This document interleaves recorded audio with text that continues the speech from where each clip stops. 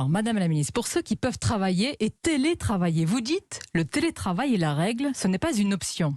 Si ce n'est pas une option, c'est donc une obligation? Je vous confirme que c'est une obligation. Toutes les tâches qui peuvent être faites à distance doivent être faites en télétravail. Donc si toutes vos tâches peuvent être faites à distance, vous devez être 5 jours sur 5 en télétravail.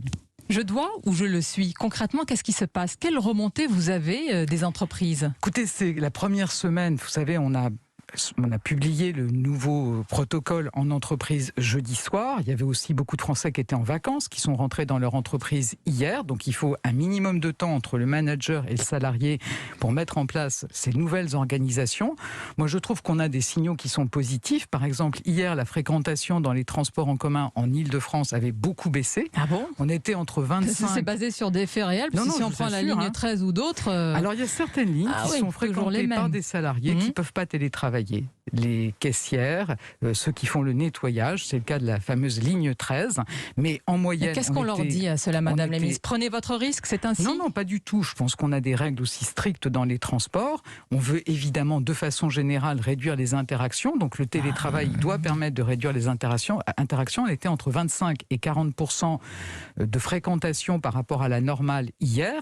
Moi, j'entends des entreprises où on a entendu Publicis, on a entendu Le Bon Coin qui passe en totalité en télétravail. Je vais continuer. Mais vous entendez celles qui considèrent, Madame la ministre, que leurs employés sont plus productifs, selon elles, sur le lieu de travail et ne tiennent pas compte de votre injonction. Qu'est-ce que vous allez faire pour ces entreprises-là? Je ne dis pas que c'est la majorité. D'abord, je dis que moi, je vais continuer toute cette semaine à mobiliser les entreprises. J'ai plusieurs visioconférences avec des DRH.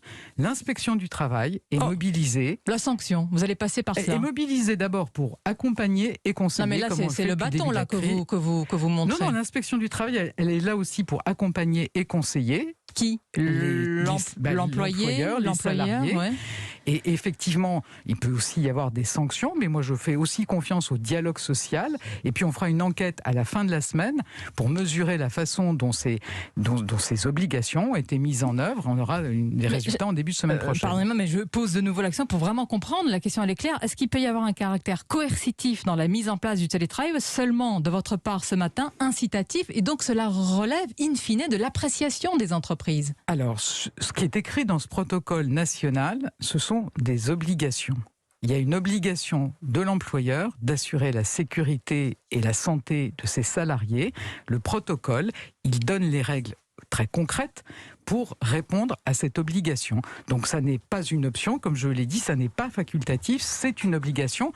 Ensuite, chaque employeur doit voir avec son salarié s'il peut réaliser toutes ses tâches à distance. Dans ce cas-là, il est 5 jours sur 5 en télétravail, ou s'il doit ponctuellement revenir au travail.